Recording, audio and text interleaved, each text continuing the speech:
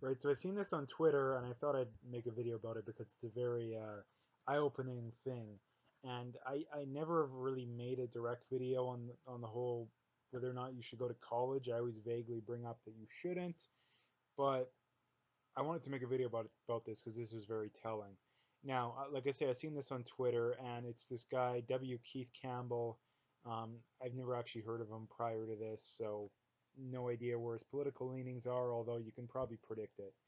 Um, Apparently, he works at the University of Georgia, so again, I'm not actually sure, but we'll see. Um, okay, so it's question. I don't know if this is actually a true story or if it's just something that he heard about or what it is, but anyway, he writes, daughter number one receives a letter from Yale saying to apply, includes cost calculator. Cost for her is 306,000. If she invests 306,000 and surfs for 30 years, she ends up with 2.5 million at age 48, 5 million at 56, and 10 million at 65. Why would she pick Yale? Now, to be fair, most people aren't going to be spending that much money in college. I mean, to be honest, when you add everything up, if you take a 4 or 5, I mean, it takes the average person more than 4 years to do a 4 year degree. So 5 years, you know, 50K a year, that's not out of the question between tuition, all your expenses and whatnot. Again, not out of the question. I mean, if you have a scholarship, it's a completely different story. But the whole point I wanted to bring up is that college is no longer, in most cases, it's no longer worth it unless it's a job where you absolutely positively, like doctor, lawyer, those kind of things. Anything business related, you don't need college. Like literally, there's no point in needing college. um, Almost every, if not every, arts degree completely pointless. you know like I say, the majority of people in college shouldn't be going to college. And like I say, it's a complete waste of money. And like this says, it's a complete waste of money because, again, like if you took that time and invested it, let's say you start working by when you're 18, you could have a house by the time you're 22, 23.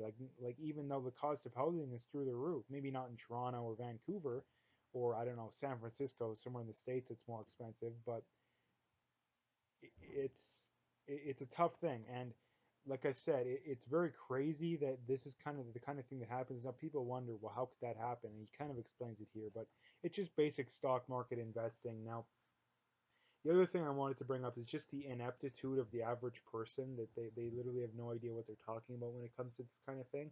Now, I'll tell a story, well, a couple of stories that kind of base into just how clueless people are. The first one was when I overheard at work about a couple, 2, 3 months back, and there was these people, two guys debating politics. Basically, it was right around the time of the election in Canada, and the one guy was more of a lefty, and the other guy was more of a conservative. And the one guy's argument, he was talking about how how bad Trudeau is for the country, and the other guy, maybe they're talking about the NDP in Alberta, but the one guy's argument was to try and go back against the conservative guy, was always, well, why does someone need $1 billion in his bank account? And the conservative guy didn't have a great answer for it. And I'm thinking in my head the entire time. And the one guy was like literally like one of the top guys at the store, who was the conservative guy, or at the business. So I didn't want to embarrass him or jump in, because I wasn't very high at the time. And the easy answer for that is nobody has $1 billion in their bank account. No one. Not even Jeff Bezos, the richest guy in the world, has $1 billion in their bank account. How people get rich, I've seen the studies. 3/4 of millionaires, and I assume billionaires is pretty similar, become millionaires or billionaires through the glories of compound interest. Now, what that means is they invest their money. They don't go to college and get, number one, investing is basically the opposite of debt, because when you're in debt, you pay interest. When you're investing money, you get interest. So it's the opposite. And that's what smart people do with their money. And that's what, again, people think that millionaires get rich because of these get rich quick kind of things, because the people they see that are rich are the movie stars and the athletes and what. Those are the exceptions to the rule. The self-made millionaires are people that work, maybe they work a 9 to 5, maybe they're an entrepreneur, but they save their money. Now, the other thing I wanted to bring up too is that I don't remember the percentage, but I think about 30-40% of those millionaires were people that never earned six figures in their life. Now that's very telling that those kind of people were smart with their money. Not only that, they were smart from day one. And that's kind of the whole point I wanted to bring up here is that investing your money is extremely smart.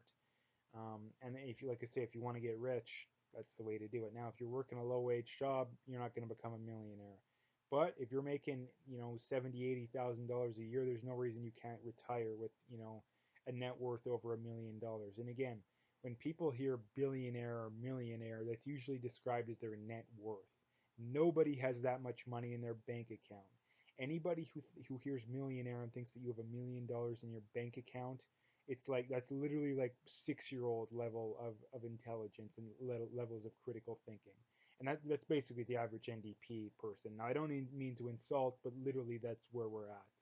Um, and that you have, like, say, Bernie Sanders, one of the front runners for presidency. He wants to I mean, Elizabeth Warren too said they want to tax billionaires. Well, no one has $1 billion in their bank account, and right when you tax that money, it's gone. They're no longer going to become a billionaire, because if you're going to tax all their money away, why would they get it back? So it's a one-time thing. You might as well just say call it a confiscation, because it's only a tax if they have the chance to earn more, right? So, like I say, I wanted to make a video about this because college is not something for most people, I don't think, and it's really not worth it.